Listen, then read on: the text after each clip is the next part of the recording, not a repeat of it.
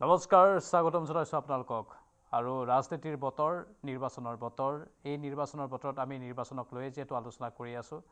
আমাৰ আলোচনাবোৰে বিশেষ ৰূপ পাইছে আৰু আপোনালোকে ইতিমধ্যে গম পাইছে যে এই নিৰ্বাচনী যেটো বতাহ বলিছে সেই বতাহটো কোনফালে বলিছে বহুতে কয় কি একপক্ষীয় বতাহ বলিছে বহুতে কয় কি নহয় আসলতে ভবাৰ ধৰণে হোৱা নাই ভিতৰে ভিতৰে অন্য এক বতাহ বলি আছে আজি গৃহমন্ত্ৰী আহিল ইফালে বিৰোধী শিবিৰৰ ৰাহুল গান্ধী আহিল তেওঁলোকে নিৰ্বাচনী প্ৰচাৰ চলালেহি সেই সময়ছোৱাত তেওঁলোকৰ কিছু মন্তব্য অত্যন্ত গুৰুত্বপূৰ্ণ আছিল নিৰ্বাচনী প্ৰচাৰ চলোৱাৰ সময়ত তেওঁলোকে যিখিনি কথা সদৰি কৰিছিল সেইখিনিও লক্ষণীয় অমিত শাহে আজি ক'লে যে পুনৰ অসমত বিজেপিৰ মিত্ৰজোঁটৰ চৰকাৰ হ'ব বুলি তেওঁ আশাবাদী আনকি খিলঞ্জীয়া মুছলমানসকল বিজেপিৰ পক্ষত আছে বুলি পুনৰ দৃঢ়তাৰে তেওঁ সদৰি কৰিলে অমিত শাহৰ এই বক্তব্যখিনি যথেষ্ট গুৰুত্বপূৰ্ণ তাৰ বিপৰীতে ৰাহুল গান্ধীও কিছু বক্তব্য আগবঢ়ালে ৰাহুল গান্ধীয়ে পুনৰ জুবিন গাৰ্গৰ ন্যায়ৰ প্ৰসংগটো উত্থাপন কৰিলে এই বিষয়বোৰলৈ যেটো আমাৰ এই আলোচনা আমাৰ ষ্টুডিঅ'ত কেইবাগৰাকী অতিথি উপস্থিত থাকিব লাইভতো বহুকেইগৰাকী অতিথি উপস্থিত থাকিব আমি সকলোৰে সৈতে কথা পাতিম বহুকেইজন প্ৰাৰ্থীৰ সৈতেও আমি যোগাযোগ স্থাপন কৰিবলৈ চেষ্টা কৰিম প্ৰাৰ্থীসকলৰ মনৰ ভাৱৰ বুজ ল'ম তেওঁলোকে প্ৰচাৰবোৰ কেনেধৰণে চলাই আছে সম্ভাৱনা কিমান সেই সকলোখিনি কথা পাতিম লগতে আমি কৈ থওঁ যে অসমত বা অসম তুলি দিব লাগিব এআইডিএফৰ হাতত বুলি আসাদুদ্দিন ওৱেইছিয়ে আজি স্লোগান দিছে এআইডিএফৰ হৈ যেহেতু আসাদুদ্দিন ওৱেইছি আহিছে সমৰ্থনত প্ৰচাৰ চলাবলৈ অসমলৈ আহি ওৱেইছিয়ে আল্লাহু আকবৰ ধ্বনি দি উল্লেখ কৰিছে যে যেতিয়ালৈকে পৃথিৱী থাকিব তেতিয়ালৈকে মিয়া থাকিব বদৰুদ্দিন আজমলে ল'ব অসমৰ ৰাজনীতিৰ সিদ্ধান্ত আসাদুদ্দিন ওৱেইছিৰ এই হুংকাৰ আজি কেইবাটাও সমষ্টিত তেওঁ প্ৰচাৰ চলালে আৰু এই যিবোৰ ধৰ্মীয় মেৰুকৰণৰ ৰাজনীতি অথবা কিছুমান সাম্প্ৰদায়িক মন্তব্য সেইবোৰে এইবাৰৰ নিৰ্বাচনত কিমান প্ৰভাৱ পেলাব গৃহমন্ত্ৰীয়ে পূৰ্বতে কৈছিল যে চুন চুনকে হম বিদেশীয়কো ভগাएंगे বিদেশীক ইয়াৰ পৰা খেদাৰ কথা সদৰি কৰিছিল তাৰ মাজতে আকৌ আসাদুদ্দিন ওৱেইছিয়ে আহি কৈছে যে অসমত মিয়া তেতিয়ালৈকে থাকিব যেতিয়ালৈকে গোটেই পৃথিৱী থাকিব আৰু অসমৰ ৰাজনীতিৰ সিদ্ধান্ত বদৰুদ্দিন আজমলেহে ল'ব ইফালে গৌৰৱ গগৈয়ে কৈছে যে মানুহ এতিয়া চেপা উত্তেজনাত আছে সেই চেপা উত্তেজনা আঁতৰাবলৈ কংগ্ৰেছৰ চৰকাৰ আহিব লাগিব আৰু বিজেপিয়ে কৈছে যে আমি সকলোকে লৈ আমাৰ খিলঞ্জীয়া মুছলমানসকলক লৈ একেলগে আগবাঢ়ি যাম এইখিনি কথাই পাতিবলৈ মই আমাৰ ষ্টুডিঅ'ত আমন্ত্ৰণ জনাই আনিছোঁ দুগৰাকী অতিথি বিজেপি আৰু কংগ্ৰেছৰ প্ৰতিনিধি কিছু সময়ৰ পাছত ৰাজনৈতিক বিশ্লেষক আৰু প্ৰাৰ্থীও আমাৰ সৈতে থাকিব ভাৰতীয় জনতা পাৰ্টিৰ তৰফৰ পৰা মমিনুল আবাল ডাঙৰীয়া আছে মই স্বাগতম জনাইছোঁ নমস্কাৰ ইফালে কংগ্ৰেছ দলৰ তৰফৰ পৰা উপেন ৰাজ নাথ ডাঙৰীয়া আছে স্বাগতম জনাইছোঁ এতিয়া কথাটো হ'ল মমিনুল আবাল ডাঙৰীয়া গৃহমন্ত্ৰীয়ে কৈছে যে খিলঞ্জীয়া মুছলমানসকলৰ ভোট এবাৰ বিজেপিয়ে বেছি পাব দৃঢ়নে স্থিতিটো চক ভাৰতীয় জনতা পাৰ্টিৰ লগত বা অসম গণ পৰিষদৰ লগত অসমৰ খিলঞ্জীয়া মুছলমানসকল ৰাজনৈতিকভাৱে কম বেছি পৰিমাণে আছে ইয়াৰ কাৰণ হ'ল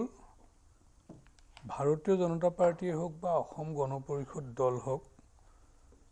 তেওঁলোকে অসম আৰু অসমীয়াৰ কথা চিন্তা কৰি ৰাজনৈতিক কাম কাজবিলাক কৰিছে চৰকাৰত থাকি সিদ্ধান্তবিলাক গ্ৰহণ কৰিছে চৰকাৰৰ এনে সিদ্ধান্তবিলাকত আজি কোনোবা নহয় কোনোবা ক্ষেত্ৰত এই যিসকল গৰীয়া মৰীয়া দেশী যাক আমি খিলঞ্জীয়া মুছলমান বুলি কওঁ তেওঁলোকে এই ভাৰতীয় জনতা পাৰ্টি আৰু অসম গণ পৰিষদ দলৰ লগত আছে কাৰণ প্ৰথম যেতিয়া প্ৰফুল্ল মহন্ত ডাঙৰীয়াৰ নেতৃত্বত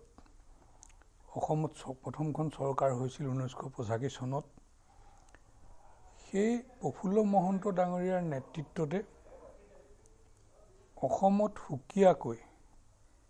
অসমৰ এইসকল লোকৰ উন্নয়নৰ কাৰণে সংখ্যালঘুসকলৰ উন্নয়নৰ কাৰণে সংখ্যালঘু বিভাগ খোলা হৈছিল অসম সংখ্যালঘু উন্নয়ন বোৰ্ড গঠন কৰা হৈছিল বা আন যিখিনি সংখ্যালঘু উন্নয়নৰ স্বাৰ্থত যিখিনি সিদ্ধান্ত বা বিভাগ খোলা হ'ল সেইখিনি প্ৰফুল্ল মহন্ত ডাঙৰীয়াৰ নেতৃত্বত অসম গণ পৰিষদৰ চৰকাৰৰ নেতৃত্বতে কৰা হৈছিল আৰু ইয়াত কিছুমান কথা আছে মানুহ ধৰ্মীয়ভাৱে অলপ আৱেগপ্ৰৱণ আৰু আমি নিশ্চয় মোৰ প্ৰশ্নটো হ'ল যে এইকেইদিন নিৰ্বাচনত তেনেধৰণৰ কথা অহা নাছিল আজি হঠাৎ গৃহমন্ত্ৰীয়ে ক'লে খিলঞ্জীয়া মুছলমানৰ প্ৰসংগটো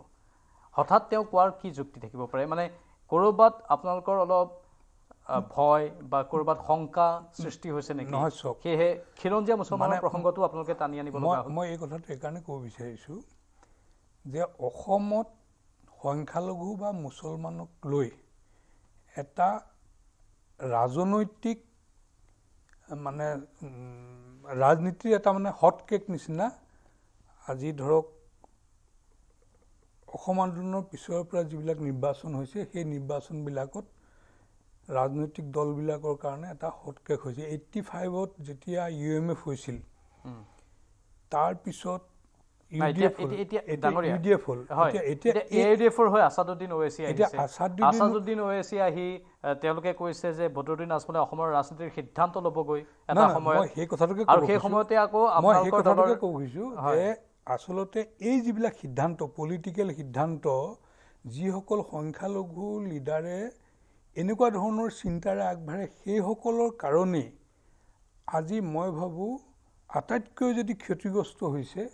অসমত বসবাস কৰি থকা এই সংখ্যালঘু লোকসকল হৈছে কাৰণ এই সংখ্যালঘু লোকসকলটো আমাৰ সমাজৰে অংশ কিন্তু তেওঁলোকৰ এটা ধৰ্মীয়ভাৱে সুকীয়া পৰিচয়েৰে আজি যে আসাদুদ্দিন ওৱেইচিয়ে যেনেধৰণৰ কথা কৈছে বা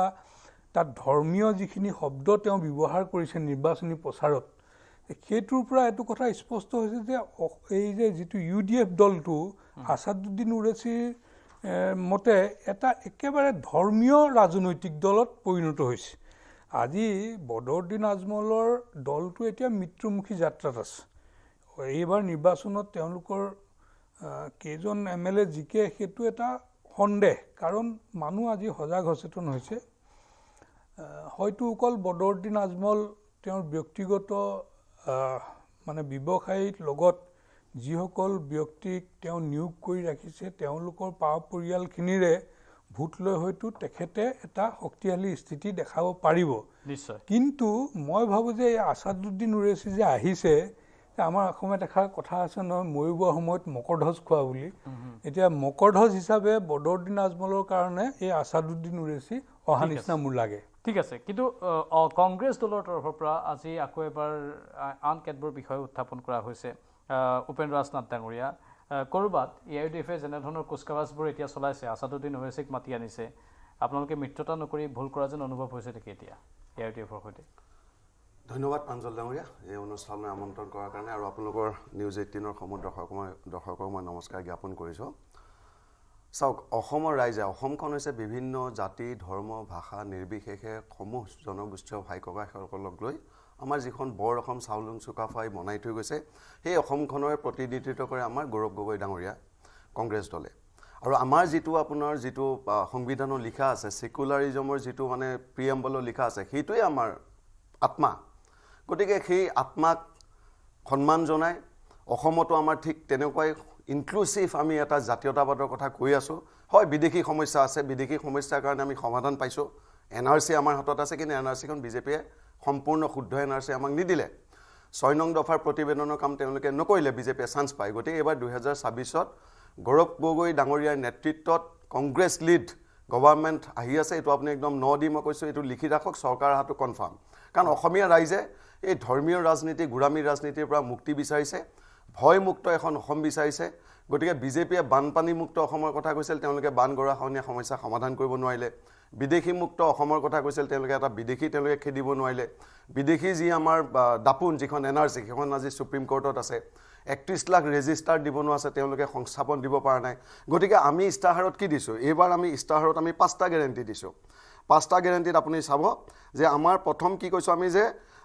শৰ্তহীনভাৱে প্ৰত্যেকগৰাকী আমাৰ মহিলা মানে বিলো প্ৰভাৰ্টি লাইন BPL মহিলাই 50,000 টকা পাব আমি কেনেকুৱা মানে আমাৰ কংগ্ৰেছ দলটো যে তেওঁলোকে যেনেকৈ আমি মাছটো আমি হাতত তুলি নিদিওঁ বৰশীৰে কেনেকৈ মাছটো উঠাই পেলাই খাব পাৰে সেইটো আমি মানে অপৰচুনিটি দিম গতিকে আমাৰ মহিলা আমাৰ জয়মতীৰ দেশ এখন জয়মতী মূলা গাভৰু দে গতিকে আমাৰ মহিলা যে কিমান ওপৰত যাব পাৰে এগৰাকী মহিলাই বছৰি তেওঁলোকে 5 পৰা 10 লাখ টকা ইনকাম কৰিব পাৰে কিন্তু বিজেপিয়ে তেওঁলোকক সাপ্ৰেছ কৰি থৈছে গতিকে আমি কি কৈছে আমি আপোনালোকক মহিলাসকলক 50,000 টকাকে আমি ডিবিটিৰ জৰিয়তে তেওঁলোকক সোমাই দিম তেওঁলোকে নিজৰ এন্টাৰপ্ৰিনাৰশ্বিপ গঢ় দি পেলাই ভাৰতবৰ্ষত যেনেকৈ আপোনাৰ আমুল আৰু এই যে আপোনাৰ লিজ্জত পাপৰে যেনেকৈ গুজৰাটৰ ৰিভলিউশ্যন আনিছিল তেনেকুৱা ৰিভলিউশ্যন আমাৰ অসমীয়া মহিলাই আনিব তাঁতশালৰ জৰিয়তে অসমীয়াই মহিলাই আনিব আমাৰ বস্ত্ৰৰ জৰিয়তে অসমীয়াই মহিলাই আনিব আমাৰ থলুৱা উদ্যোগৰ জৰিয়তে তাৰপিছত আমি কি কৈছোঁ যে জ্যেষ্ঠ নাগৰিকসকল যিসকল আমাৰ ছিনিয়ৰ চিটিজেন আছে ছিনিয়ৰ চিটিজেনসকলৰ দুখ লাগে কোনোবা ৰিক্সাৱালা আছে ঠেলা আছে চাহ শ্ৰমিক আছে বহু আপোনাৰ আমাৰ দুখীয়া ৰাইজ আছে পুৰুষসকল তেওঁলোকৰ আজি একো ইনকাম নাই যেতিয়া তেওঁলোক বয়সস্থ হয় তেওঁলোকৰ আপোনাৰ বহুত ফিনেন্সিয়েল অভাৱ হয় গতিকে আমি কি কৈছোঁ যে 1250 টকা আমি জ্যেষ্ঠ নাগৰিকক মাহে মাহে তেখেতসকলক আমি সন্মান জনাই আমি দিম তাৰপিছত আমি কি কৈছোঁ যে সবতকৈ ডাঙৰ আমাৰ সমস্যাটো হৈছে আপুনি চাব গাঁৱৰ মানুহৰ দুখীয়া ৰাইজৰ তেওঁলোকৰ যেতিয়া মানে বেমাৰ আজাৰ হয় তেওঁলোকৰ আপোনাৰ মেডিকেল প্ৰব্লেম হয় যিখন আয়ুষ্মান আঁচনি আছিল আজি বন্ধ হৈ আছে আপুনি সুধিব বিভিন্ন ৰাইজক প্ৰশ্ন সুধি আমি গম পাইছোঁ যে আয়ুষ্মান আঁচনি ফেল হৈ আছে কোনো প্ৰাইভেট হস্পিটেলত আয়ুষ্মান আঁচনি আজি কাম নকৰা হৈছে গতিকে আমি কৈছোঁ যে 25 লাখ টকা ইঞ্চুৰেঞ্চ কাভাৰেজ প্ৰত্যেকজন অসমৰ পৰিয়ালে 25 লাখ 5 লাখ নহয় 10 লাখ আমি কৰ্পৰেট সেক্টৰত কাম কৰিছিলোঁ গতিকে 25 লাখ যদি আপুনি মেডিকেল ইঞ্চুৰেঞ্চ পায় গোটেই পৰিয়াল আপোনাৰ সুৰক্ষিত হৈ থাকিব মাটি বাৰী বিক্ৰী কৰিব নালাগে অসমীয়া মানুহে স্বাস্থ্যৰ সুৰক্ষাৰ কাৰণে মেডিকেল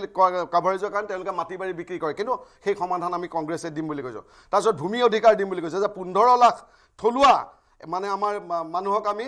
ম্যাদী পট্টা দিম বুলি আমাৰ ইয়াত গ্যাৰাণ্টিত কোৱা আছে তাৰপিছত আমি কৈছোঁ যে জুবিন গাৰ্গ ডাঙৰীয়া 100 দিনৰ ভিতৰত ন্যায় দিয়া কথাটো আমি কৈছোঁ আজিও ৰাহুল গান্ধী ডাঙৰীয়াই তেওঁ কৈছে যে তেওঁ পাৰ্চনেল গ্যাৰাণ্টি দিছে আমিতো ইস্তাহাৰত দিছোঁ না ক'ব দিয়ক এতিয়া মই কৈ আছোঁ মই গোটেইখিনি মাজত এটা প্ৰশ্ন এতিয়া ৰাহুল গান্ধীও কৈছে জুবিন গাৰ্গৰ ন্যায়ৰ প্ৰসংগটো বাকী 50,000 কথাটোলৈ মই বাৰু আহিম ৰাহুল গান্ধীয়ে কৈছে ভাল কথা তেওঁ ব্যক্তিগত প্ৰচেষ্টাও কৰিব এই ক্ষেত্ৰত সেইটো বাৰু ন্যায়ালয়ে দিয়া বিষয়বস্তু চৰকাৰৰ কৰিব লগা নাথাকে কিন্তু যেটো ভিডিও প্ৰকাশ পাইছে কালিও সেই কথাটো মই সুধিছিলোঁ আপোনালোকৰ প্ৰতিনিধিক ইনক্লুসিভ মাইণ্ড যেটো আপোনালোকৰ এজেন্সি তেওঁলোকে হেনো পৰিকল্পনা কৰিছিল যে জুবিন গাৰ্গৰ ইস্যুটো আনিলেহে এবাৰ নিৰ্বাচনত আমি জয়লাভ কৰিব পাৰিম সেই বিষয়টো মুখ্যমন্ত্ৰীও কৈছে ভিডিও দেখুৱাইছে এই কথাবোৰ কৰবাত ইনক্লুসিভ মাইণ্ডে যদি সেই কামটো কৰিছে মুখ্যমন্ত্ৰীয়ে কৈছে তো ডাঙৰ অপৰাধ কৰিছে প্ৰথম কথা হৈছে জুবিন গাৰ্গ ডাঙৰীয়া না কংগ্ৰেছৰ মানুহ না বিজেপিৰ মানুহ না এজিপিৰ মানুহ না কোনোবা বেলেগ ৰাজনৈতিক দলৰ মানুহ জুবিন গাৰ্গ হৈছে অসমীয়া জীৱনৰ আমাৰ জাতিৰ আত্মা তেওঁ হাৰ্টথ্ৰব জুবিন গাৰ্গ যি জুবিন গাৰ্গে বিশ্বক আমাৰ দৰবাৰলৈ অসমীয়া জাতিক লৈ গ'ল মাইকেল জেকসনৰ পাছত যদি আজি কোনোবাই জানে জুবিন গাৰ্গ ডাঙৰীয়াক জানে জুবিন গাৰ্গ ডাঙৰীয়াক আপোনাৰ বিশ্বৰ 137খন দেশে চাৰ্চ কৰি পেলাই জুবিন গাৰ্গ ডাঙৰীয়াক আমাক স্বীকৃতি দি দিছে বিশ্বক আমাৰ অসমীয়া জাতিটোক জিলিকাই দিছে জুবিন দাই আৰু জুবিন দাক সমগ্ৰ অসমৰ 3,50,00,000 মানুহে কিয় ভাল পায় জুবিন দাই এখন বৰ অসমৰ কথা সদায় কৈ আছিল জাতি ধৰ্ম ভাষা নিৰ্বিশেষে সমগ্ৰ অসমীয়া জাতিটোক তেওঁ লৈ পেলাই এখন অসমক তেওঁ এখন ইস্তাহাৰত আপোনালোকে তেওঁৰ নামটো প্ৰকাশ কৰাটোৱে ৰাজনীতি নাই কেতিয়াও হ'ব নহয় শুনক মমিনুল আবাল মই উত্তৰটো দিলোঁ আজি আপুনি কৈছে ইস্তাহাৰত জুবিন দাৰ কথাটো দিয়া হৈছে চাওক বিৰোধীৰ আপোনাৰ কি হৈছে যেতিয়া অসমত বা ভাৰতবৰ্ষত যেতিয়া কোনোবা ধৰণে এনেকুৱা ধৰণৰ ঘটনা ঘটি যায় আমি বিৰোধী পক্ষই যদি আমি মাত নামাতো এই যিটো ঘটনা য'ত কমপ্লিটলি গভৰ্ণমেণ্ট ফেইল হ'ল জুবিন গাৰ্গ ডাঙৰীয়া সুৰক্ষা দিয়াত আৰু যিটো আপোনাৰ কোৰ্টত আপোনাৰ গোটেই কেছটো চলি আছে কেছ চলি থকা সময়তে আপোনাৰ দুটা মানে সিদ্ধাৰ্থ শৰ্মা পানী কোম্পানী খুলি দিলে আপোনাৰ শ্যাম কানু মহন্তৰ একাউণ্ট খুলি দিলে গতিকে এইবিলাক যি চাৰ্জশ্বিট দিছে তাতে কিবা লুফলছ আছিল সেইকাৰণে আমি কৈছোঁ যে আমি শুদ্ধভাৱে সেই গোটেই ন্যায়িক প্ৰচেছটো আমি সহায় কৰিম যিখন চাৰ্জশ্বিট দিছে তাত আৰু এডিশ্যন কৰিব পৰা যায় এইবিলাক হিষ্ট্ৰীত যদি আপুনি সুপ্ৰিম কোৰ্টৰ জাজমেণ্টবিলাক চাই কেছবিলাক চাই আপোনালোকৰ অসুবিধাটো অভিযোগনামা না অভিযোগনামা আমাৰ ন্যায়ালয় আমি এইটো ন্যায় দি দিওঁ আপোনালোকৰ চৰকাৰৰ দিনত অভিযোগনামাখন এছআইটিয়ে ভালদৰে নিৰ্মাণ কৰা নাই যাৰ ফলত এতিয়া কেৰুণ আছে আৰু সেয়েহে কংগ্ৰেছে সেই ইস্তাহাৰত কথাটো প্ৰকাশ কৰিছে সেইকাৰণে ৰাহুল গান্ধী ডাঙৰীয়া ন দি কৈছে যে আমাৰ যি শক্তি আছে আমাৰ যি এডভকেচি যি শক্তি আছে ভাৰতবৰ্ষত তাৰ জৰিয়তে আমি জুবিন গাৰ্গ ডাঙৰীয়া আমি কেছটো আগুৱাই লৈ মমিনুল আবাল ডাঙৰীয়া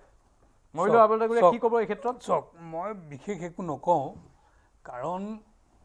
জুবিন গাৰ্গ ডাঙৰীয়া সম্পৰ্কত যোৱা 6টা মাহত বহুবিলাক কথা আলোচনা হৈছে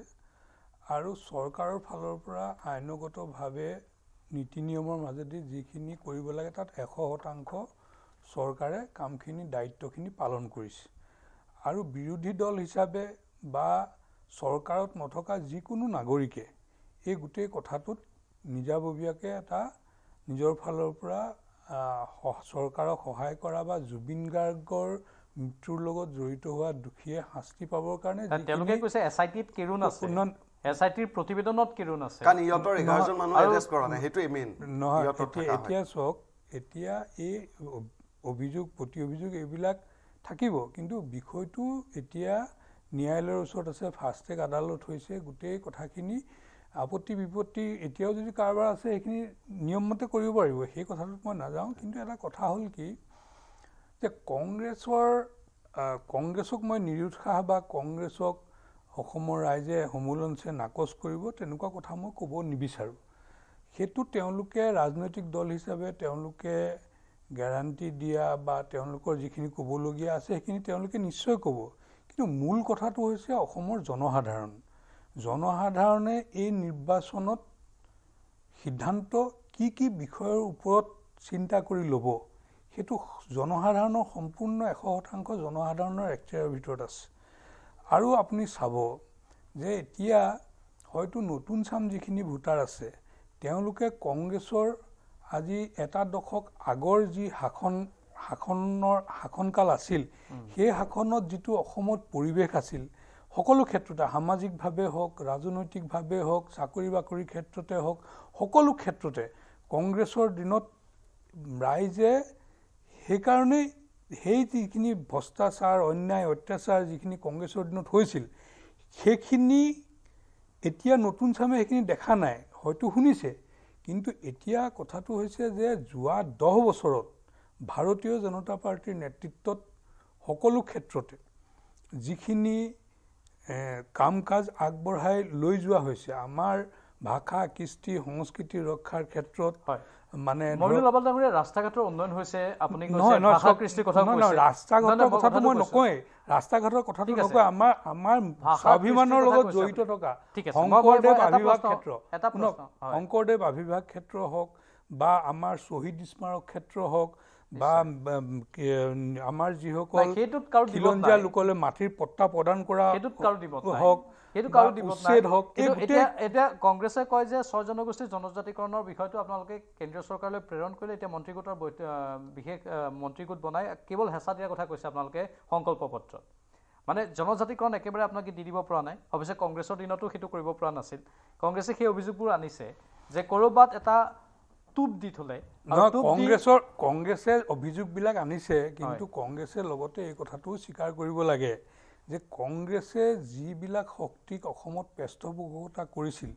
যিবিলাক শক্তিয়ে অসমৰ কৃষ্টি, সংস্কৃতি, সভ্যতা, সংস্কৃতিলৈ ভাবুকি কঢ়িয়াই আনিছিল, সেইবিলাক শক্তি আজি অসমত দুৰ্বল হৈছে। তাৰ কাৰণে মই ভাবোঁ কংগ্ৰেছৰ মনত অলপ দুখ আছে, সেইটো দুখ থকাটো স্বাভাৱিক।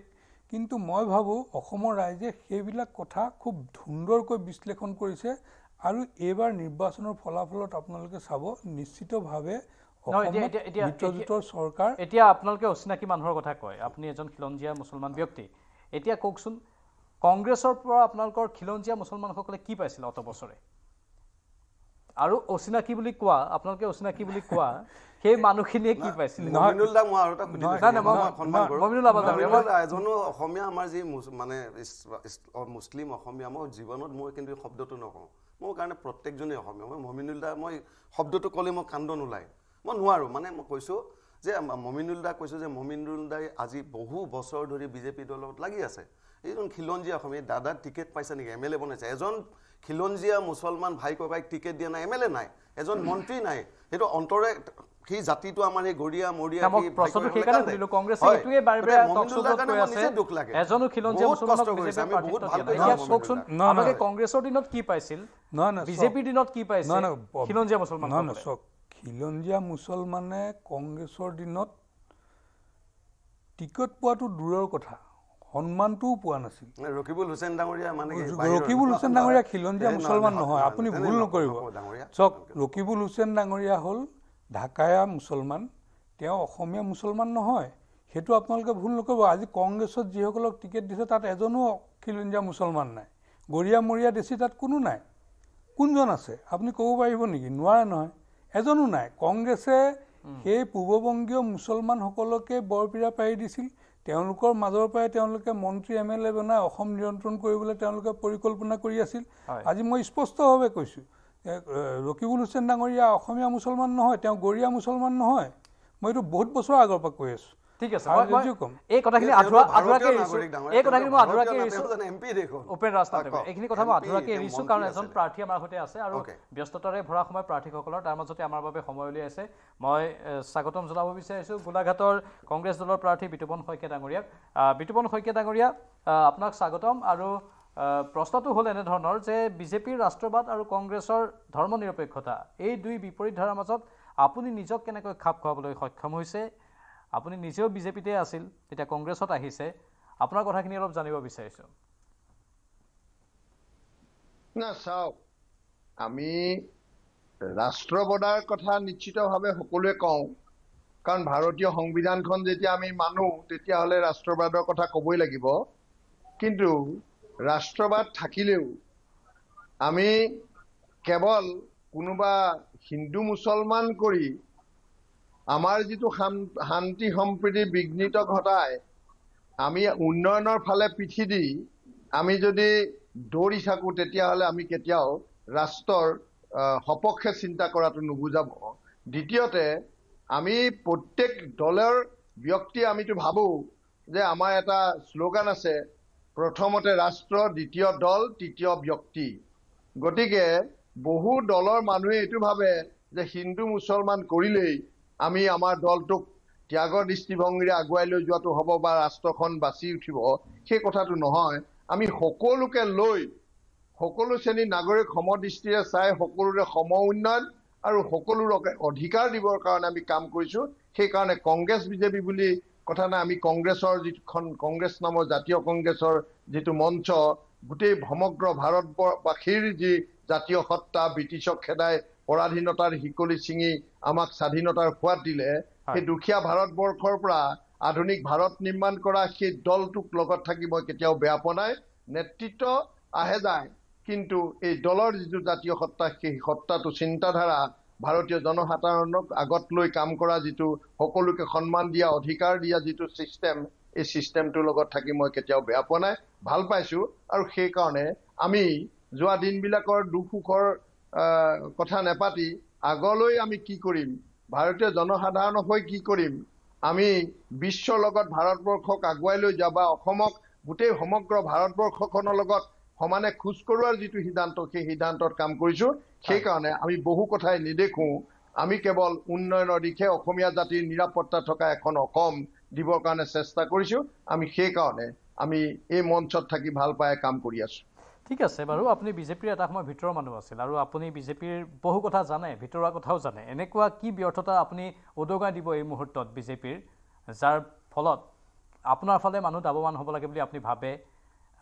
অজন্তা নিয়োগৰ বিপৰীতে? আপুনি সেই কথাটো কেনেধৰণে প্ৰতিপন্ন কৰিব? নাই চাওক, অজন্তা নিয়োগৰ বিজেপিৰ যিটো ভাৰত নিৰ্মাণৰ চিন্তা,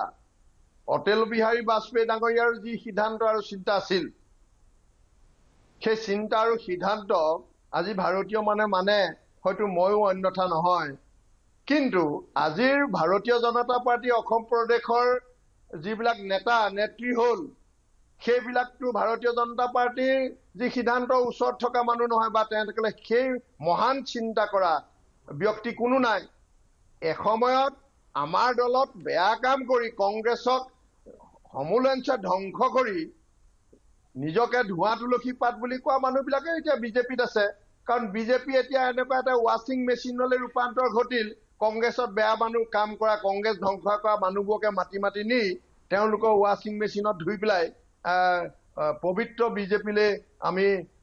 তেখেতসকলক আগমন আদৰণি জনাইছোঁ বুলি কৈ আছে। সেইকাৰণে ভাৰতীয় জনতা পাৰ্টীক আমি শ্ৰদ্ধা কৰোঁ, কিন্তু আজিৰ তাৰিখৰ ভাৰতীয় জনতা পাৰ্টীক যিসকলে নিয়ন্ত্ৰণ কৰিছে, যিসকলে ভাৰতীয় জনতা পাৰ্টীক নিজৰ চিন্তা চৰ্চাৰে আগুৱাইছে, সেইসকল কিন্তু কেতিয়াও ভাৰতীয় জনতা পাৰ্টীৰ চিন্তাৰ লগত একাত্মক হৈ ৰাষ্ট্ৰবাদৰ চিন্তা কৰিব পৰা মানুহ নহয়। হিমন্ত বিশ্ব শৰ্মা ডাঙৰীয়াও নহয়, অজন্তা নেওগেও নহয়। অজন্তা নেওগে 25 বছৰ গোলাঘাটত MLA মন্ত্ৰী হ'ল। আজি গোলাঘাটৰ সীমা সমস্যা, গোলাঘাটৰ 11টা পঞ্চায়ত ফৰেষ্ট এলেকা বুলি সিদিনা মুখ্যমন্ত্ৰী ক'লে, আমি জনাঞ্চল বুলি কওঁ। সেই জনাঞ্চলক ডিফৰেষ্ট কৰাৰ কাৰণে চিন্তা বিধানসভাত এদিনো কৰা নাই। তেওঁ সেইসকল মানুহৰ খিলঞ্জীয়া মানুহৰ মাতৃকতাৰ কথা কোৱা নাই। আমাৰ গোটেই সমগ্ৰ গোলাঘাট সমষ্টিত তেখেতে 25 বছৰ থকা সময়ত আমাৰ যিবোৰ ৰেভিনিউ এলেকা, সেই ৰেভিনিউ এলেকাবিলাক গাঁওবিলাকত 30 চনীয়া ম্যাদী পট্টা নাই। সেই সম্পৰ্কে মানুহক অৱগত কৰা নাই, সজাগ কৰা নাই। পট্টা দিব লাগে বুলি কাকো কোৱা নাই। কেৱল তেখেতসকলে ধনৰ পাহাৰ বনাবৰ কাৰণে কমিশ্যন ৰাজ কৰি কামবোৰ কৰি আছে। তেখেতে গোলাঘাটত উন্নত মানৰ চিকিৎসালয় ইমান দিন 25 বছৰ থাকিলে, আজি হস্পিটেলত মানুহ বাৰান্দাত পৰি থাকে বুলি কোৱা হয়, ঔষধ নাই। এই গোটেই কথাবোৰ তেখেতসকলে চিন্তা কৰা নাই। শিক্ষা ব্যৱস্থা তথৈবচ। তেখেতসকলে মদৰ দোকান খুলি স্কুল বন্ধ কৰাৰ এটা সিদ্ধান্ত লৈছে। আমি গাঁৱলীয়া মানুহবোৰ ক'ত পঢ়িম? ল'ৰা ছোৱালীবিলাকক পঢ়াবলৈ আমি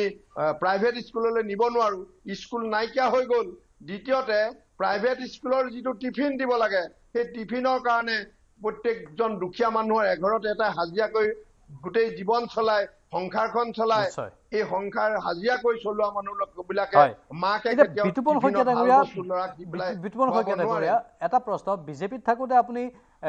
যিবোৰ কথাৰ হয়তো গুণগানো গাইছিল, এতিয়া কংগ্ৰেছী হিচাপে সেইবোৰকে আপুনি সমালোচনা কৰিব লগা হৈছে। মই এটা কথা ক'ব হয়, কওক মমিনুল হক। বিতুপন শইকীয়া, আমি গোলাঘাটৰ আমি একেলগে ছাত্ৰ সন্থা কৰা, আৰু বিতুপনক আজি বহুদিনৰ মূৰত বিতুপনৰ কথাকেইটা শুনিলোঁ। মোৰতো এনেকুৱা লগা নাই যে বিতুপন শইকীয়া বিজেপিৰ নীতিৰ পৰা আঁতৰি গৈছে। তেওঁ ব্যক্তিগতভাৱে যিখিনি কথা কৈছে মই সেইখিনি বিতৰ্কলৈ নাযাওঁ, কিন্তু মোৰ ভাল লাগিছে যে বিতুপন শইকীয়াৰ ভাৰতীয় জনতা পাৰ্টিত থাকোঁতে বা সদৌ অসম ছাত্ৰ সন্থাত থাকোঁতে তেওঁ যিটো নীতি লৈ আছিল, সেই নীতিত তেওঁ অটল হৈ আছে। কিবা ৰাজনৈতিক কাৰণত তেওঁ কংগ্ৰেছ দলত গৈছে, সেইটো তেওঁৰ ব্যক্তিগত কথা, কিন্তু তেওঁৰ নীতিটো অটল আছে। তাৰ কাৰণে ভাৰতীয় জনতা পাৰ্টীৰ আদৰ্শৰে তেওঁ আগবাঢ়ি আছে। তাৰ কাৰণে মই তেওঁক ধন্যবাদ জনাইছোঁ যে কংগ্ৰেছত গৈও তেওঁ যে ভাৰতীয় জনতা পাৰ্টী জয়লাভ কৰে, কি ক'ব তেতিয়া আপুনি? নাই, কংগ্ৰেছত থাকি ভাৰতীয় জনতা পাৰ্টীৰ আদৰ্শৰে যদি তেওঁ জয়লাভ কৰি যায়, নহয়, বিতুপন শইকীয়াৰ কথাকেইটা শুনি মই বিতুপন শইকীয়াক কৰিছোঁ মানে ধন্যবাদ জনাইছোঁ। কিন্তু বিতুপন শইকীয়া আগতে জয় হওকচোন বাৰু, তাৰপিছত দেখা যাব মই কি কওঁ। মানে আপুনি এতিয়া ক'ব বিচাৰিছে? মমিন দা শুনক। হয়, মমিন দাক মই কৈছোঁ যে মই থকা দিনৰ বিজেপিত আৰু অটল বিহাৰী বাজপেয়ীৰ কথা কৈছোঁ। এতিয়া বিজেপিৰ কথা কোৱা নাই। মই এতিয়া বিজেপিৰ যিটো চৰিত্ৰ, এতিয়া যিটো বিজেপি চলি আছে, মই কথা কোৱা নাই। আপুনিও জানে, অসমৰ মানুহে অটল বিহাৰী বাজপেয়ী, কংগ্ৰেছ হলেওতো ভাল কথাকেইটাক ভালক ভাল বুলিয়ে ক'ব লাগিব, নালাগিব জানো? ভালক ভাল বুলি নক'লে আমি মনুষ্যত্ব আমি হেৰুৱাম। সেইকাৰণে ভালক ভাল বুলি ক'ব লাগিব। মই সেই কথাটোৱে কৈছোঁ। মই কংগ্ৰেছত থাকি বিজেপি আদৰ্শই মানি চলা নাই। কাৰণ আমি গোটেই সমগ্ৰ ভাৰতবৰ্ষ, আমি কংগ্ৰেছ এটা সাগৰ সদৃশ দলত আজি মোক তেখেতসকলে সন্মান অধিকাৰ দি মোক যেতিয়া বিজেপিয়ে হত্যা কৰিলে, আত্মাটো ঘূৰি ফুৰা সময়ত এই কংগ্ৰেছে ৰাইজে কংগ্ৰেছে মাতি নি মোক এটা ঠাই দিছিল, ঘৰ দিছিল। গতিকে সেইকাৰণে মইতো হত্যাকাৰী দলটোৰ লগত মই থাকিব নোৱাৰো। আৰু সেই হত্যাকাৰী দলটোৰ যিটো নীতি, সেই নীতিটোক আজি মই ভাল বুলি ক'ব নোৱাৰো। কিন্তু এটা কথা মই খোলাকে কৈছোঁ যে আমি যেতিয়া বিজেপিত আছিলোঁ, আমি যেতিয়া অটল বিহাৰী বাজপেয়ী ডাঙৰীয়াৰ নীতি আদৰ্শত ভাল পাইছিলোঁ, সেই সময়ৰ এই দলটোৰ যিটো ৰাষ্ট্ৰবাদ বা সত্তা, সেই দলটোৰ যিটো সাংস্কৃতিক ৰাষ্ট্ৰবাদ, সেই কথাটো কিন্তু বিতুপন শইকীয়া ডাঙৰীয়া দলটো এতিয়া সম্পূৰ্ণ সলনি হৈ গ'ল আপোনাৰ মতে? এতিয়া দলটো সম্পূৰ্ণ সলনি হৈ গ'ল, কিন্তু এতিয়া গোলাঘাটত কি হ'ব? গোলাঘাটত বিজেপিৰ চিন্তা চৰ্চা একো নাই। ঠিক আছে, গোলাঘাটত এতিয়া আপোনাৰ এক লাইন কৈ লওঁ ন, মই মাজত এক লাইন কওঁ। বিতুপন দা আছে, চাওক, বিতুপন দাই হওক, উপেন নাথ, আমি মহাপুৰুষ গুৰুজনা শংকৰদেৱ মাধৱদেৱৰ নামঘৰত আমি সেৱা লৈ পেলাই আমি আজি ইমান ডাঙৰ হৈছোঁ। গতিকে এই যে কৈ আছে বিজেপিৰ নীতি আদৰ্শ, বিজেপিৰ নীতি আদৰ্শৰ লগত কি আছে? আমাৰ 500 বছৰীয়া যি আমাৰ গুৰুজনাই আমাক নৱ বৈষ্ণৱ ধৰ্ম আলোড়ন আনি আমাৰ অসমীয়া জাতি শান্তি সম্প্ৰীতিৰ আমাৰ অসমীয়া জাতি গঢ় দিলে। আমি এই গুৰুজনাৰ নামঘৰৰ প্ৰতিয়ে আমাৰ আকৃষ্ট হৈ আমি গোটেই বৰ অসমখন আমি বনাইছোঁ। গতিকে বিজেপিৰ যি নাগপুৰীয়া আদৰ্শ, সেই নাগপুৰীয়া আদৰ্শ কোনে ল'ব? আমাৰ বিতুপন দাই বুজি পাইছে এইটো। ময়ো বিজেপিত এসময়ত আছিলোঁ, যেতিয়া দেখা পালোঁ যে আমাৰ সমাজখনত বিজেপিয়ে ভাঙোন আনিছে। গতিকে এই ভাঙোন আনা সমাজখন আমি একত্ৰিত কৰি সকলোৱে শান্তি সম্প্ৰীতি ঐক্যৰে আমি এডাল শিকলিৰে বান্ধ খাই আমাৰ অসমখন কেনেকৈ বিশ্বত জিলিকাম, গৌৰৱ গগৈ ডাঙৰীয়া তাৰ পোহৰ দেখাইছে। এইবাৰ গোটেই অসমৰ ৰাইজে এই যিটো পোহৰৰ বাট গৌৰৱ গগৈ ডাঙৰীয়া বা আমাৰ কংগ্ৰেছ লিড অখিল গগৈ ডাঙৰীয়া লুইন গগৈ ডাঙৰীয়া দেখাইছে এই পোহৰৰ বাট ভাৰতবৰ্ষলৈ গৈ আছে এই যি চৰকাৰ আমাৰ হ'বলৈ গৈ আছে অসমত 2024ত ভাৰতবৰ্ষই যি বিহাৰ বা মহাৰাষ্ট্ৰই যিটো ডিচিশ্যন ল'ব নোৱাৰিলে যে এই ভয়মুক্ত এখন যি ভাৰতবৰ্ষ বা ভয়মুক্ত অসম এখন আমি বিচাৰিছিলোঁ সেইখন যে আমি কংগ্ৰেছ দলে দিবলৈ গৈ আছোঁ আৰু গোটেই এটা ভাৰতবৰ্ষত এটা আলোড়নৰ সৃষ্টি হ'ব যেতিয়াই বিজেপি চৰকাৰ যাব ভাৰতবৰ্ষৰ প্ৰত্যেকটো চেনেল প্ৰত্যেক হেডলাইন নিউজ পেপাৰত আহি যাব আৰু অসমীয়া মানুহে স্বীকৃতি পাব যে অসমীয়া মানুহৰ যি চিন্তা সেই গোটেই বিশ্বলৈ আমাৰ গুচি যাব এতিয়া মই এক লাইন কৈ লওঁ আপোনালোকে কৈ লওঁ এক লাইন মই 5টা গেৰেণ্টি কথা কৈছিলোঁ খুব মানে কিয় ক'লো শুনক এতিয়া ৰাইজে বা আমাৰ দৰ্শকসকলে ভাবিব মমিনুল দাই ভাবিব যে 5টা গেৰেণ্টি দিছে আপোনালোকে কৰিব পাৰিব জানো এতিয়া চাওক আমাৰ কংগ্ৰেছৰ চৰকাৰ আছে কৰ্ণাটকত তাত আমি কি কৈছিলোঁ গৃহজ্যোতি যিখন আঁচনি আছিলে তাত 200 ইউনিট দিম বুলি কৈছোঁ আপুনি চেক কৰক পাই আছে গৃহলক্ষ্মী আঁচনি 2000 টকা দিম বুলি কৈছোঁ এই মাৰ্চতো আপোনাৰ তাৰ যিটো আপোনাৰ EMI অলৰেডি ক্ৰেডিট হৈ গৈছে আপুনি তেওঁলোকৰ ফাইনেন্স মিনিষ্টাৰ ৱেলফেয়াৰ মিনিষ্টাৰে ডিক্লেয়াৰ কৰিছে অন্য ভাগ্য ডাঙৰীয়া আপোনাক যিটো প্ৰতিশ্ৰুতি দিছিল কৰ্ণাটকত আপোনালোকে প্ৰতিশ্ৰুতি দিছিল কৰ্ণাটকত পৰা নাই আপোনালোকে না কৰ্ণাটকত পুৰা টোটালি ফুলফিল মই আপোনাক এতিয়া আছে কৰ্ণাটকত পাৰিছে নে নাই মই পাৰিলো কাৰণে কৈছোঁ যে আমি আমাৰ 5টা গেৰেণ্টি আমিও অসমত দিম অন্য ভাগ্যত আমি 10 কেজিকে চাউল ফ্ৰী আমি ৰেচন দি আছোঁ এইটো under food security bill Manmohan Singh ছাৰে যিখন আনিছিল তাৰ আণ্ডাৰত তাৰপিছত শক্তি স্কিমত আমি free bus travel for women আমি মহিলা সন্মান জনাই ফ্ৰী AC বাছৰ আমি বাছত ট্ৰেভেল ফ্ৰী কৰিছোঁ যুৱ নিধি যিটো যুৱ নিধি আমাৰ যিটো বেষ্ট স্কিম সেইটো হৈছে আমি যিসকল আনএমপ্লয়েড ইউথ আপোনাৰ কৰ্ণাটকত আছে প্ৰত্যেকজন গ্ৰেজুৱেটক আমি 3000 কৈ আমি তেওঁলোকক মাহিলী দিছোঁ যাতে তেওঁলোকে চাকৰি বাকৰি বিচাৰিব পাৰে আৰু যিসকল ডিপ্ল'মা হোল্ডাৰ আছে আমি 1500 দি আছোঁ ঠিক আছে তেনেকে বিজেপি অসমত 2021 প্ৰতিশ্ৰুতি পূৰণ কৰা বুলি দাবী কৰে নাই কৰা ঠিক আছে তেওঁলোকে কৰিব নোৱাৰিলে তেওঁলোকে বিদেশী মুক্ত কৰিব বান মুক্ত কৰিব নোৱাৰিলে আছে গতিকে তেওঁলোকে ফুলফিল কৰিব পৰা নাই আপোনাৰ মতে পৰা নাই ঠিক আছে মই দিব্যশংকৰ বিধিবন শইকীয়া ডাঙৰীয়া থাকিব আমাৰ সৈতে কিছু সময় মই দিব্যশংকৰ ভট্টাচাৰ্য ডাঙৰীয়াকো স্বাগতম জনাইছোঁ ৰাজনৈতিক বিশ্লেষক ভট্টাচাৰ্য ডাঙৰীয়া এই যিবোৰ কথাৰ কটাকটি আপুনি শুনিলে তাৰ পৰা আপোনাৰ কি অনুমান হয় আপুনি কি দেখা পাইছে এওঁলোকৰ কথাবোৰ এতিয়া বিতুপন শইকীয়াই বিজেপিৰ কথা পোনপটীয়াকৈ ক'লে এটা সময়ত তেওঁ বিজেপিৰে আছিল ভূপেন ৰাজনাথ ডাঙৰীয়া প্ৰতিশ্ৰুতি পূৰণ নকৰিব বা কৰিব পৰা নাই বুলি কৈছে বিজেপি দলৰ বিৰুদ্ধে তেওঁলোকে পাৰিছে বুলি কৈছে আপোনাৰ কি মতামত মোৰ লাগে যে এই সময়ত আমি যি শুনি আছোঁ এই সকলোখিনি ৰাজনীতিৰ লগত জড়িত এই কাৰণে যে আজিৰ দিনত এনেকুৱা হৈছে যে ৰাইজে গম নাপায় যে কোন কেতিয়া কংগ্ৰেছত থাকে আৰু কোন কেতিয়া গৈ বিজেপিত জইন কৰে আৰু লগতে বিজেপিত কেতিয়া আছে আৰু কংগ্ৰেছত ধৰক আমি এতিয়া বহিয়ে আছোঁ আমাৰ ওচৰত আমি দেখিছোঁ যে দুগৰাকী এনে আছে যোন বিজেপিত আছিল আৰু কংগ্ৰেছলৈ গৈছে সেইটো গতিকে ঠিক তেনেকৈ বিজেপিৰ পৰাও কংগ্ৰেছ আহিছে দ্বিতীয় কথা এই যে আঁচনিবোৰৰ কথা আমি কৈছোঁ মই দেখোঁ যে কৰ্ণাটকৰ কথা তেখেতে ক'লে আৰু বিজেপিয়েও ইয়াত আঁচনি দিছে কিন্তু আঁচনিবোৰ আপুনি যদি চাই তেতিয়াহ'লে আপুনি দেখিব যে হয়তো নামটো বদলিছে কিন্তু কথাখিনি একেই হয় গতিকে বিজেপিয়ে যি কৈছে কংগ্ৰেছেও হয়তো সেই একে কথাই কৈছে খালি আঁচনিৰ নামটো বদলাইছে তৃতীয়তে মই এইটো ৰাইজে কি বিচাৰিছে ৰাইজে বিচাৰিছে যে এখন ভাল চৰকাৰ এখন হওক এনেকুৱা চৰকাৰ হওক কংগ্ৰেছে হওক বা বিজেপিয়ে হওক যি স্থিৰ এখন চৰকাৰ হওক আৰু ৰাইজৰ সমস্যাবোৰ সমাধান কৰে সেইটোৰ ওপৰত ৰাইজে বেছি গুৰুত্ব দিছে লগতে মই এইটো ক'ব খুজিছোঁ যে যোৱা 5 বছৰত যে বিজেপিয়ে যি কৰিলে কংগ্ৰেছে হয়তো সেইটো দুখটো ওলাই আছে কিন্তু প্ৰত্যক্ষভাৱে মই যি দেখিলোঁ যে কংগ্ৰেছে কি কৰিম হয়তো ৰাইজৰ সন্মুখত সেইটো ভালকৈ ওলাব পৰা নাই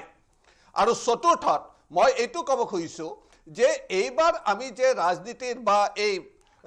ইলেকশ্যনৰ আগে যি দেখিলোঁ বিজেপিৰ মোৰ লাগিল যে প্লেনিংটো হয়তো প্ৰায় 3-4 বছৰ আগৰ পৰাই আৰম্ভ কৰিছিল কিন্তু কংগ্ৰেছে শেষ সময়ত আনকি এইটো ৰাইজৰ দলৰ লগত যোনটো এটা এলায়েন্স কৰিলে সেইটো কেইদিনমান আগতেহে কৰিছে হয়তো আৰু আগতে কৰিলে ফলাফলটো আৰু ভাল হ'লহেঁতেন। ঠিক আছে, এইটো গুৰুত্বপূৰ্ণ কথা। মই আহিম আপোনাৰ কাষলৈ। মমিনুল আবাল এইটো মাষ্টাৰ ষ্ট্ৰক, যিটো এলায়েন্স হৈ গ'ল মাষ্টাৰ ষ্ট্ৰক, গতিকে এইটো আপোনাৰ এইটো লেণ্ডশ্লাইড ভিক্টৰী হ'ব গৈ আছে। আপাৰ আছামটো আপোনাৰ লেণ্ডশ্লাইড এই তিনি গগৈ যে হাত একেলগে দাঙিছে লগত 5G বিধানসভালৈ, তিনি গগৈ একেলগে আহিব পাৰিবনে? না শুনক, তিনি গগৈ একেলগে আহিব। মই এইকাৰণে কৈছো যে মই ইয়াৰ আগতে বেলেগ এটা চেনেলত আছিলো আৰু তাত এইটো কৈছে যে ধৰক তিনি গগৈ হাত একেলগে উঠাইছে, কৈছে উঠিব নে তাত উঠিব গতিকে একেলগে উঠিব নে একেলগে ডুবিব। খুব ধুনীয়া কৈছে। এইবাৰ মানে মই আপোনাৰ দৰ্শক সকলক কৈছো, চাওক একেখন চিনেমা চাই আপুনি নোৱাৰেতো। গব্বৰ সিঙৰ ফিল্ম কিমান চাব, চলে ফিল্ম। এইবাৰ ধুনীয়া এখন চিনেমা চাওঁ আমি। এইবাৰ বিধানসভাখন চাই ইমান ধুনীয়া লাগিব, জাষ্ট কল্পনা কৰক। কল্পনাটো ইমাজিনেশ্যন ৰুলছ দ্য ৱৰ্ল্ড। ইমাজিনেশ্যনটো কৰিলে কেনেকুৱা লাগিব। তাত গৌৰৱ গগৈ ডাঙৰীয়া মুখ্যমন্ত্ৰী, অখিল গগৈ ডাঙৰীয়া, লুৰিণজ্যোতি গগৈ ডাঙৰীয়া ইমান ধুনীয়া কণ্ঠ, আমাৰ কুংকি চৌধুৰী ডাঙৰীয়া নি লণ্ডনৰ পৰা পাছ কৰি আহিছে, জ্ঞানেশ্ৰী বৰা কণ্ঠ। গতিকে আপোনাৰ দেৱব্ৰত শইকীয়া গোটেই এই নতুন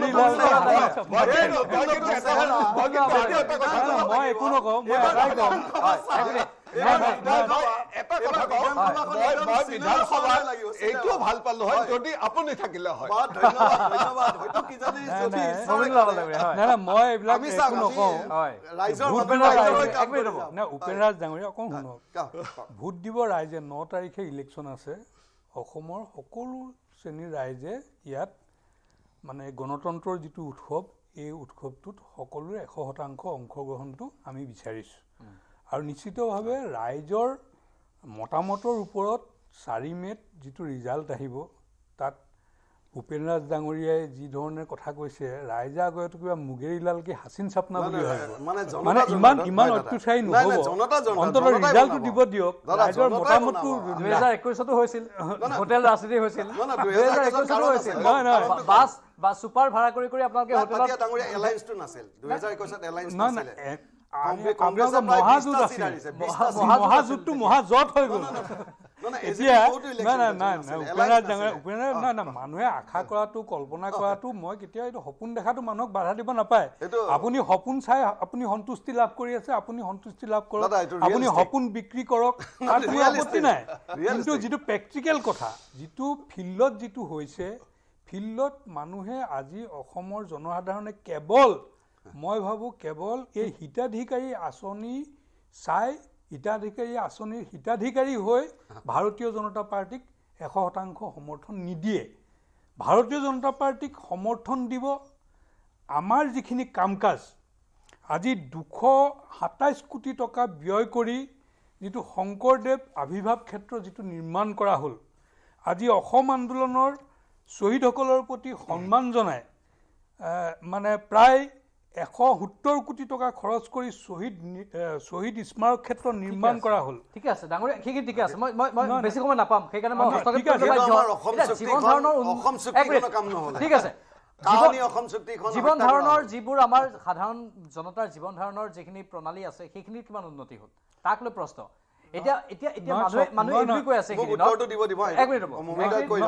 মানুহে একদিন কৈ আছে এনেধৰণে যে উজনি অসমত আমি যেনেধৰণে দেখিছিলো পৰিৱেশটো, এতিয়া লাহে লাহে অলপ সলনি হৈছে, হয় নেকি বাৰু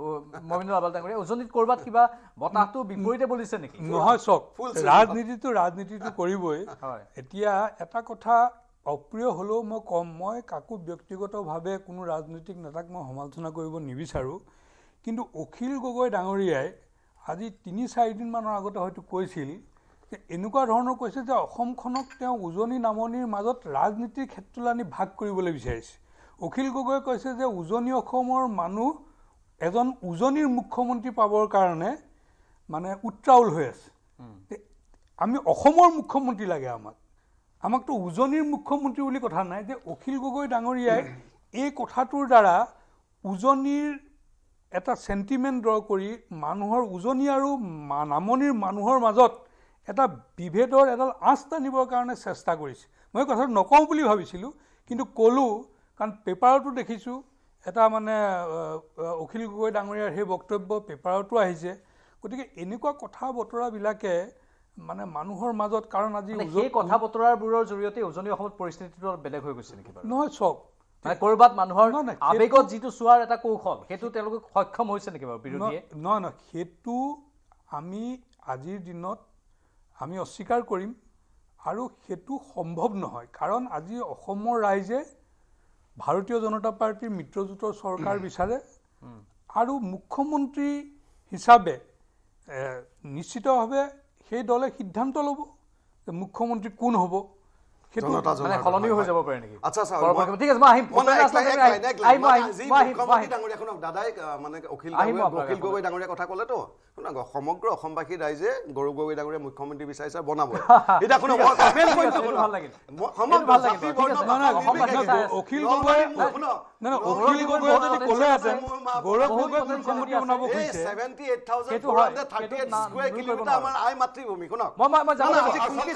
কুংকি চৌধুৰীৰ মাতৃক শুনক আজি মুখ্যমন্ত্ৰী ডাঙৰীয়া যিটো বক্তব্য ৰাখিছে এইটো ঘৃণনীয় বক্তব্য ৰাখিছে আজি ক'লো কুংকি চৌধুৰীৰ মাকে